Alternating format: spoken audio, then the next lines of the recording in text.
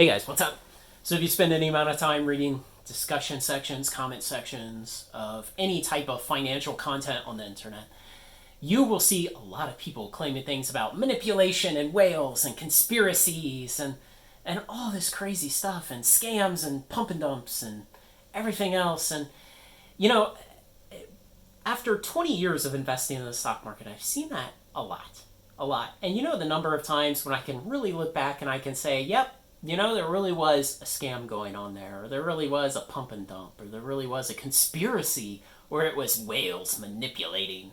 Like, it's pretty rare. I mean, it's really hard to accomplish any of those things. Like, scams are not that hard to accomplish, but like whales moving markets are pretty hard to accomplish, even in the TCG world. You look at the number of reserve list buyout videos, and most of the time they really can't impact the number of cards that are in the float in the market and really drive up a card's price meaningfully on a long term. And so I've started to look at this a different way. And, sometimes you'll have an idea, you'll have a theory about a market or about the way it works or about where a product is going to go, an asset. And you'll try to collect some data. You'll turn that theory into a model. You'll tune it with the data you have and you'll try to make a prediction. And then you'll eventually bet some of your hard earned money on that prediction, hoping to profit from your intelligence. And sometimes the market moves against you.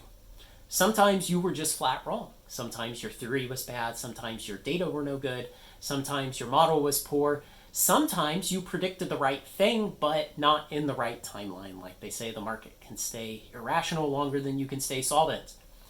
And so when you fail in investment, you shouldn't just default to saying, it was whales, it was manipulation, pump and dump, scams, and everything else. Instead, use it as a moment to actually look at, hey, why did I fail there? Why did I screw that up? What was my incorrect assumption that led me to lose money? And it'll be a lot more fruitful for you for the long term to just say, yeah, I messed that up. Now let me try and figure out how I was fooled and try to prevent myself from getting fooled like that again. Instead of taking to a comment section and saying, yeah, it's those whales, that's why I lost money. It's because of the whales. Man.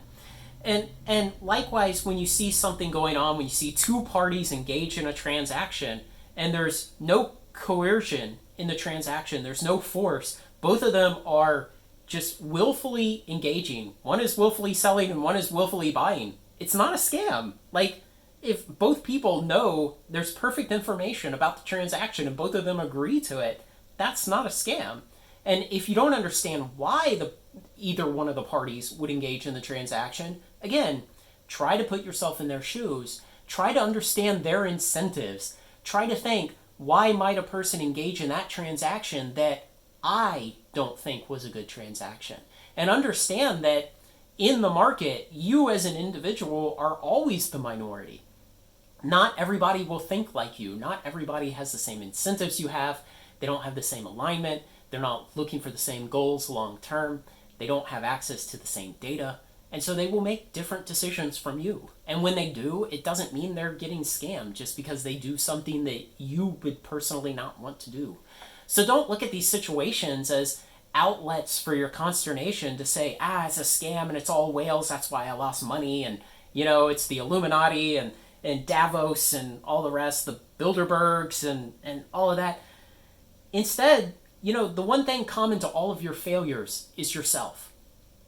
And so if you keep having a series of continuous failures in some aspect of your life, especially your investment, you need to look at why you're doing that. And don't try to find this external tormentor that is the whales and the manipulators that, you can never actually name who they are or figure out or even how they're doing it, But don't look to that. Look for yourself and why you're getting fooled and how you can stop doing that. And that's the best way you're going to improve yourself, just your general character overall, but also your returns as an investor. Is try to understand when you mess up instead of just going off and blaming some faceless tormentor. That doesn't help you at all. So I don't know. I see a lot of this, especially in comments on YouTube and when I make the mistake of reading comments on Seeking Alpha articles, just lots of people trying to deflect the blame for their own failures. Stop that. Accept your own failure. If you do something and you fail, man, like, be glad that you can actually own that failure. It's not like situations maybe in your professional career where you fail because somebody made a terrible choice years before and you're there trying to pick up the pieces of it. That's what truly sucks, is when you fail because you're in a situation that someone else created. But if you made a bad investment, you collected bad data, or you didn't process them correctly, or your model was terrible, or you mistimed something, or any of that, that's a chance for you to actually just figure out why you did that and improve from it and move on and become a calmer, more rational investor and do better in the long run. So stop blaming other people. Look inwards for the solution to your failures, because most of the time that's where the fault lies. I don't know, guys.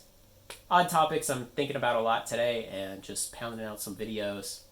Let me know what you think. Like, comment, share, and subscribe. Join me on Funnel Trade. Join the Patreon.